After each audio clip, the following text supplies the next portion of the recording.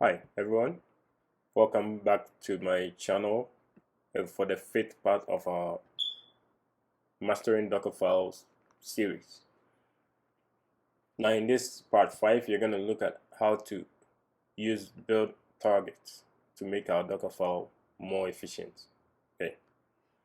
So at the moment in our directory for build targets, we have the files from the previous stage, which is from parallelism, okay, or parallelizing the Dockerfile content. Okay, so if you look at the Dockerfile, it's basically the same as what we use in parallelizing it. Okay, so let's go into the Dockerfile and use build targets to make it even more efficient. Now, if you look at our commands here, at the end of the day, we end up with a single Docker image. Okay, and you can see it from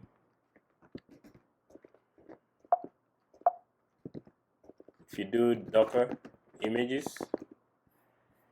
At the end of the day, we have a single Docker image called build me, and that is 16 megabytes.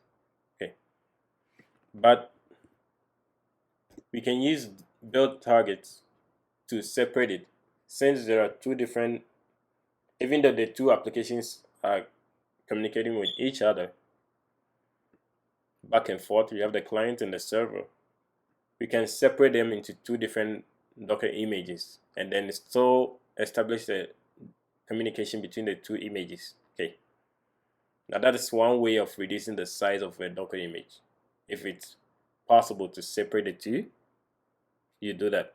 So we can split it into producing two different Docker images, but then doing it inside the same Docker file.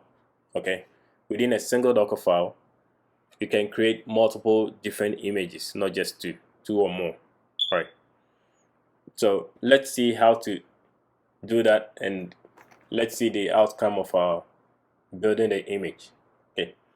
All right. First, from the scratch. Okay. So it's basically here that we copy everything, right?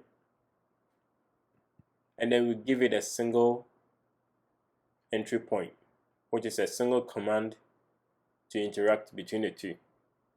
Okay. So instead of just from scratch, I'm going to give it an alias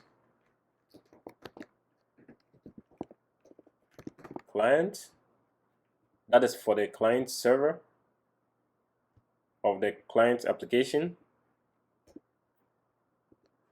And then I'll create another one that references the scratch with a different alias for the server. All right. Now still there's a single entry point. We need one more entry point for the client. Okay. So copy and paste this here. And then I'll just effect a little change. Because this is for the client, this has to be bin client, and the down one is bin server. Okay, so as it stands, we've basically split the single Docker image into two. Okay, let's save this and build our Docker image and see what happens. So WQ close. Now before we build, let's delete this Docker image. So Docker RMI, this is the image, delete this. So when you do Docker images, we should only see the hello world. Okay, now we need to build our Docker image. So you can use the previous command, which is docker build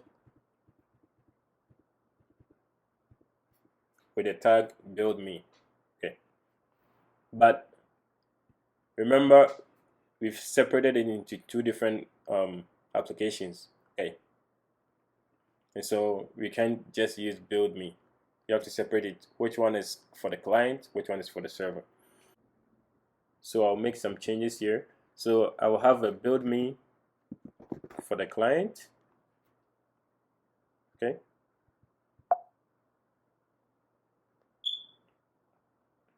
With a tag, and then I'll give it a target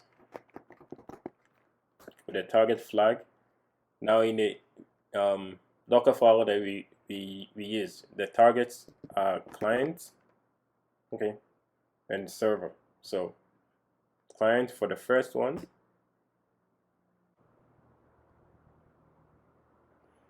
Okay, that's for the first one.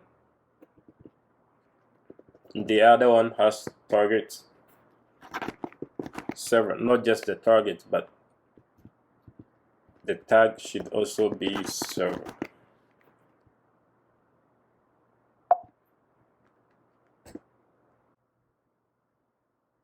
Okay, so that's also done.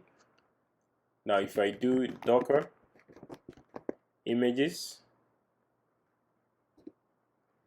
I see two images here, one for server, one for client. Okay, and the server is 8 megabyte, client is 8 megabyte. Now if I put the two together, that is roughly 16.1 megabyte. Okay, now when we built it earlier, I believe, okay, I cleared it, but I think it was 16 megabyte, 16 point something megabyte.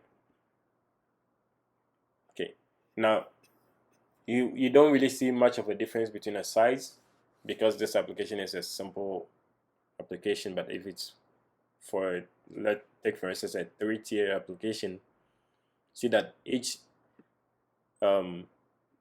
image size will reduce drastically. If you put it all together, you see that the storage you will need for all of them will be less than building a single Docker image out of everything. Okay, so this is how you use build targets to make your Dockerfile even more efficient after adding multi-stages, after implementing parallelism. This is also one of the multi-stage techniques for making your Dockerfile even more efficient. Okay. All right. Now in the next part, which is part 6, we are going to look at how to use mounts to make our Dockerfile even better. Okay. Now you look at how to use cache mount and bind mounts with Docker builds to make our Dockerfile more efficient. I will end this here, and please like, comment, and subscribe to my channel for more videos like this as we go through this series. Thank you.